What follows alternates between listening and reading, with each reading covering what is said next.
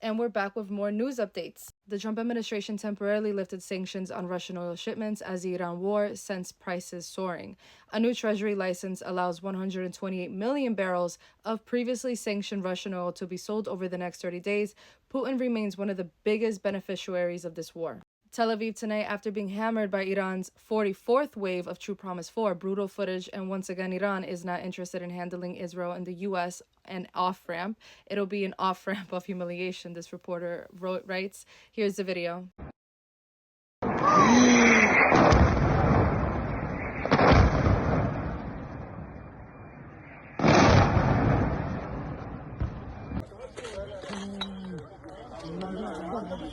The IRGC claimed the strikes destroyed targets in the northern occupied territories, those towns there, as well as the U.S. Fifth Fleet and other U.S. military bases in the region. The IRGC said the 44th wave of Operation True Promise 4, launched on the eve of International Quds Day, was in memory of resistance leaders unalived in recent years, including Qassem Soleimani, Abu Mahdi al-Muhandis, Hassan Nasrallah, Hassim Safi al-Din, Ismail Haniyeh, and Yahya Sinwar. We will witness a different International Quds Day, the statement said, adding that the liberation of Quds, Jerusalem, is near. And that's what they use down there. And please tell me you guys know who she is. President Trump officially removes me from the Religious Liberty Commission for exercising my religious liberty. The only Catholic woman who opposes Zionism was removed as a prelude to the Iran war. This is the email I received from the White House. And here it is right here. Terminated effective immediately. Islamic resistance in Iraq claims it blinked down U.S. refueling aircraft. In a statement, the group said its fighters used appropriate weapons to down a KC-135 refueling aircraft belonging to U.S. forces in the skies over western Iraq, describing the attack as a response to violations of Iraq airspace. Completely contradicts CENTCOM and the White House. And breaking news, Israeli media reports 50 settlers were injured following Iran's retaliatory missile attack in Galilee. And here it is. Israel's emergency service, Magdan David Adam, said around 30 people were hurt after a missile hit Zazir, a town about 60 miles north of Jerusalem near the Lebanon border.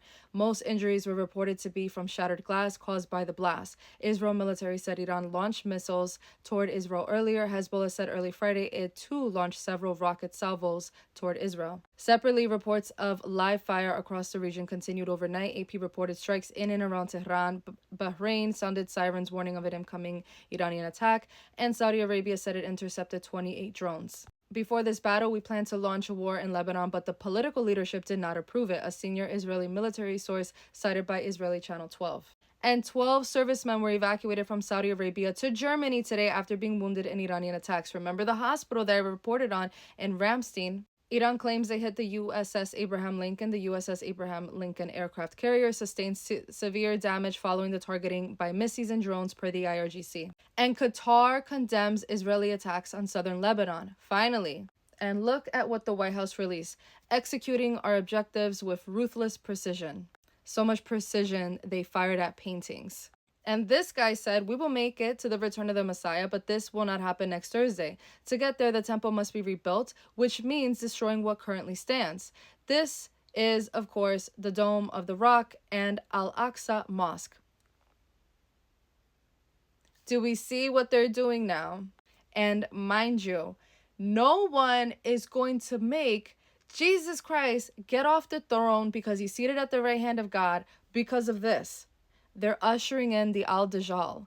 They're ushering in the Antichrist. And breaking news, first French soldier has been unalive since start of U.S.-Israeli war with Iran, origin of drone unclear. President Emmanuel Macron said a French soldier was unalived in an attack in Erbil, Iraq. It was not immediately clear where the drone originated from, per Reuters. That's important. Remember, Azerbaijan, Turkey, and Cyprus are having the same issue. Some Persian language Telegram channels are sharing footage they claim shows the American Lucas drone modeled after Iran's Shahad 136, which they allege was used in a strike on Iraqi army positions in nearby Makhmur, about 40 miles of Erbil. 6 other French soldiers were also wounded. The French military said the troops were targeted by a drone while conducting a training operation in the area. And Saudi Arabia, as of 10 minutes ago, since 10 more drones were intercepted. And I saved the best for last. Iran's parliament speaker Mohammed Bagher Ghalibaf has shared a post on social media mocking the United States military after it said one of its refueling planes had crashed in Iraq. American families deserve to know why Trump is sacrificing their sons and daughters to advance Netanyahu's expansionist delusions. He also included a hashtag referring to convicted blank blank Jeffrey Epstein, a former associate of U.S. President Donald J. Trump, who also had ties to Israel's intelligence service. That's all the news I have for you guys. I am going to bed. It is midnight. As you can tell, I am exhausted. Have a great night. I'll be back in the morning, and this is just going to continue.